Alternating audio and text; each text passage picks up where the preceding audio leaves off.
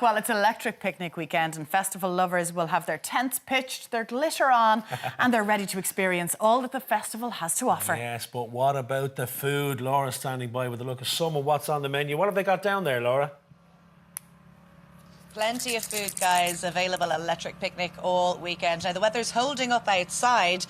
People are beginning to wake up as well, which is always good. We've actually come inside to the Theatre of Food. We've got our old friend from the show, Niall here. Good to see you, my friend. How are you? Yeah, good.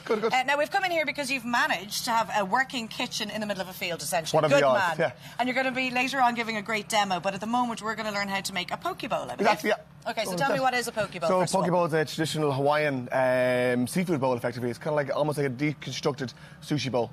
So we're going to use some lovely Irish line caught tuna and loads of other bits and pieces. And well, we'll get going then, if that's OK. Brilliant, yeah. I would imagine with all of the colours here, it's quite attractive to children, which is great. It is. I mean, when I first came across it, I just thought it was a great vessel for people to start eating more and more seafood. Because it's really, really clean flavours and there's a real contrast of flavours. Where Hawaii is based, you've got Japan over on one side and then you've got Korea on the other. So there's this real influence of flavours kind of coming in, and then you've got the States behind.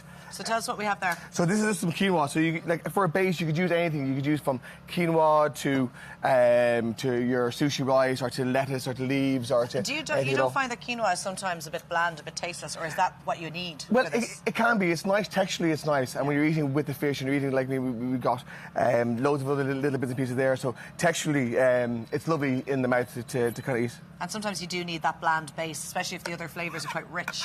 Yeah, absolutely.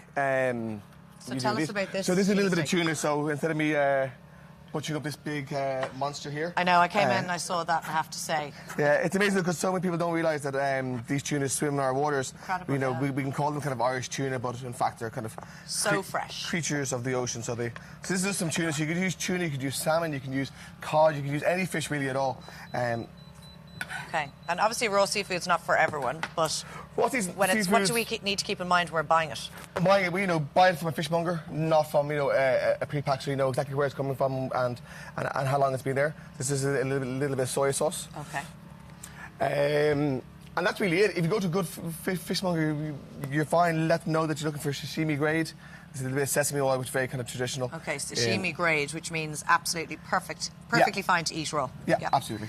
And I love what's the sesame oil you've popped in there as well? Yeah, a little bit of sesame oil. So this is like a little ponzu that I'm making. Lovely. So ponzu is basically a citrus and soy.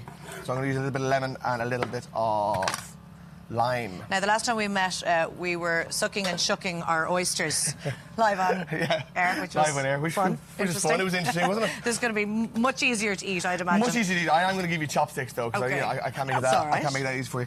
So this is a lovely white onion. In Hawaii, they use a lovely little sweet yellow onion.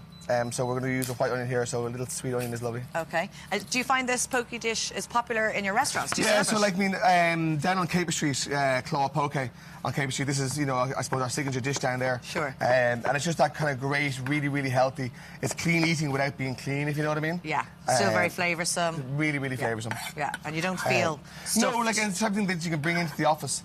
And it's not going to start, it's not like bringing in a tuna sandwich and sitting there and watching everybody else give you the scowly looks across the table. Now tell us about the new initiative that you're involved in, introducing seafood. A friend of ours, Gareth from Michael's and Marion, started an initiative last year where it was kids eat seafood for free in September. And it's a way to kind of encourage people to start bringing the kids out and also introduce them to seafood. So we joined in this year in Claw and in Seafood Cafe, and also obviously in Poke as well. That's brilliant. So the whole month of September, kids can eat free. But then loads of other people have joined in, like the Gables in Fox Rock, and loads of restaurants, Airfield House, have all joined in. And then through our wholesale company, we're kind of sponsoring it. So we're making it... we're basically... And I know from speaking to you before how passionate you are about seafood and how disappointed, I guess, in one sense you are that we don't eat enough of it. I mean, given the fact that we're an island and you think that we are, really... We are an island and, for loads of reasons we kind of fell out of love with the sea. But, it's 100% changing. If I tried to introduce poke bowls even 10 years ago to Dublin, you wouldn't see it, whereas now you see hundreds and thousands. We're getting a bit more adventurous. Now, what have you popped in there? Because we're going to wrap up soon. So we got some... this is some seaweed, some lovely seaweed from Mungo Murphy in Galway. We've got some little pickled cucumbers, some pickled ginger. And you can make your own pickled cucumber if you want to. Absolutely, yeah. That's just mirin and sugar syrup. Gorgeous. a little bit of vinegar. Are these ingredients readily available now? These are all really readily available. Okay. And it's something that you can make up from your fridge. So you can put a nice bit of coleslaw on it, or there's literally there's such freedom. There's millions of toppings that Can you you use crab meat as well from a tin? Yeah, if you're... yeah, absolutely. People love crab meat's great with it. Have you got avocados as well? You're going to pop in? Yeah, I can do a little avocado. Yeah. Oh, that's nice. I see there's an awful lot of food here, but I can see why it would be so fresh and light that you It don't is really feel fresh and light. lethargic. No, exactly. And it's got everything that in it is so healthy and so good for you that it just makes it absolutely delicious, and you really kind of get a little boost off it. And tell us now, before we go, you're looking forward to your demo later on, Electric Picnic. Why do you enjoy absolutely. this? Why do you enjoy events like this? Why do I enjoy it? Oh, I get to get out of the kitchen and I get to Meet talk people. to everybody and meet people Yeah. and talk to people like you. And what's the feedback like? great. Yeah, great. you enjoy it? No. Thank you very much. This looks gorgeous. And we've got our edamames there and everything. Look at this. A poke bowl made freshly. What time are we at now? 9:30 in the morning? That's never too early for seafood, Never is too it? early for seafood. No, it's a bongi. Breakfast of champions.